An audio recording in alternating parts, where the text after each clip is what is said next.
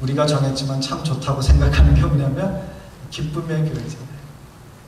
우리가 예수를 믿는 사랑을 사는 동안에 어떠한 삶의 자리에서든지 우리가 주님을 향한 기쁨을 날마다 가질 수 있는 하나님의 백성이 되시기를 바랍니다.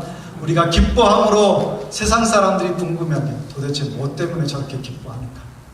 그럴 때 우리가 바로 이 말씀으로 하나님이 우리를 구원하셨고 우리를 위하여 그때가 찬 경륜을 예정하고 계시며 약속을 성취하실 것이며 우리와 함께 하시고 우리를 도우신다.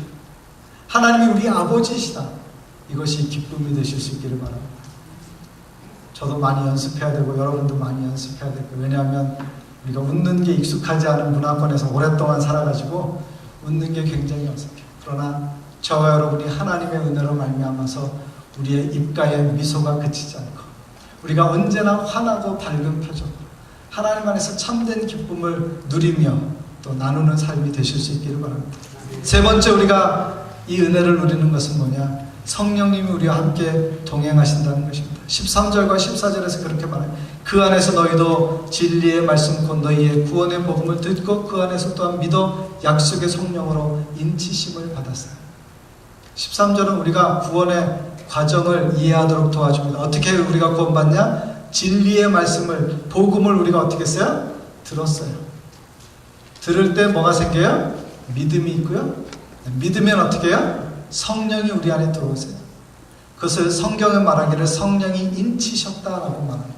우리가 예수 믿고 구원받는 것은 복음을 듣는 데서부터 시작되죠. 그래서 로마서 10장 13절에서부터 15절까지 이 복음이 모든 사람에게 이르기 위해서 누군가가 보내야 되고 가야 하고 전해야 되고 들어야 하고, 들을 때 그들이 예수의 이름을 부르면, 누구든지 주의 이름을 부르면 구원을 받는다라는 그 약속이 성취되어질 것이라는 거예요. 우리가 그 약속을 가지고 있는 사람으로서 그 약속을 증거하는 사람이 되어야 되는데, 우리도 동일한 원리를 가지고 구원받은 걸 우리가 듣고 믿고 성령의 내주를 경험한 것입니다. 성령의 내주를 성경은 말하기를 성령의 인치심이라고 말했어요. 인치심. 인치셨다는 것은 도장을 찍은 거예요. 우리가 집을 계약할 때 마지막에 한국에서 하는 것은 인감 도장을 가지고 딱딱 찍어서 이제 모든 것이 완결되었다는 것을 선언하지 않습니까? 서양에서는 사인하도록 하죠. 또 우리가 서부 영화에서 보면 어떤 소나 말에다가 그 목장 주인이 자기 목장의 로고를 새겨서 이렇게 불로 지져 놓습니다. 그러면 그것은 어디에 있든지 그 소유주가 누구인 것을 모든 사람이 알 수 있도록 해주는 거예요.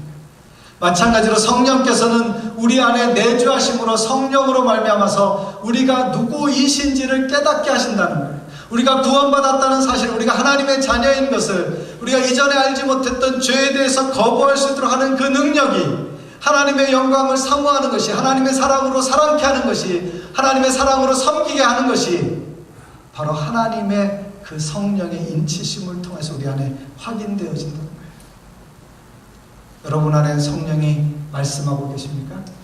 여러분이 기도할 때 성령이 도우십니까?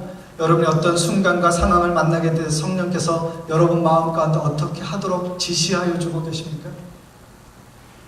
우리가 성령이 없으면 우리가 하나님의 자녀가 아니에요. 그러나 우리가 하나님을 아는 사람이고 하나님을 믿는 사람이라면, 하나님의 자녀가 됐다면 우리 안에 내주하시는 성령을 인식하게 될 줄로 믿습니다.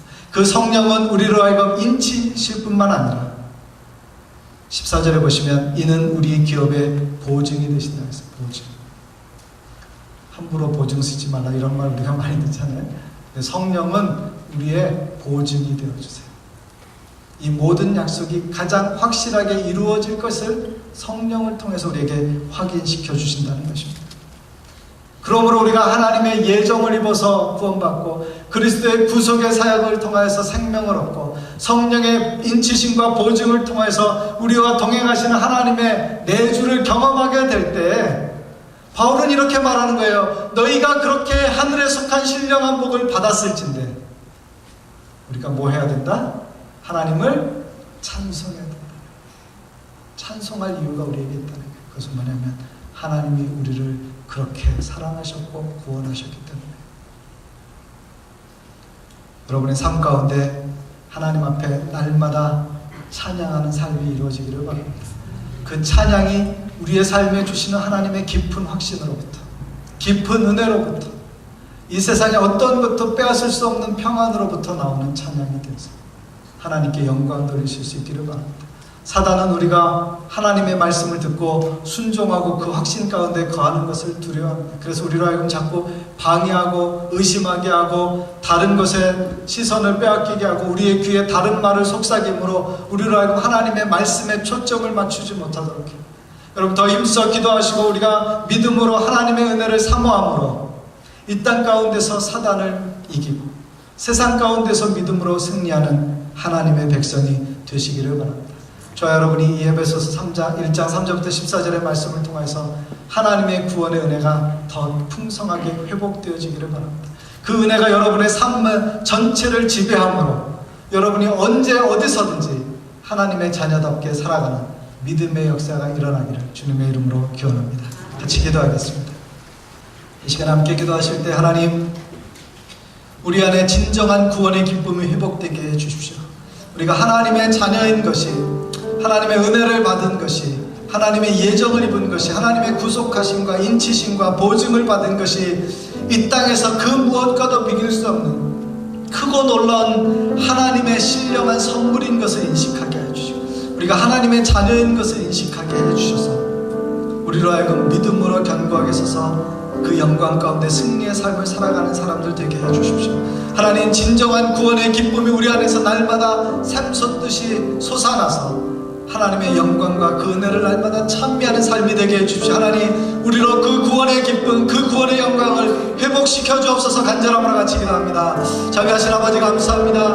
이 시간에 우리가 하나님 앞에 기도할 때 하나님의 놀라운 은혜를 받은 우리로 아버지 하나님 그 은혜의 영광을 찬미하게 하여 주시기를 바랍니다.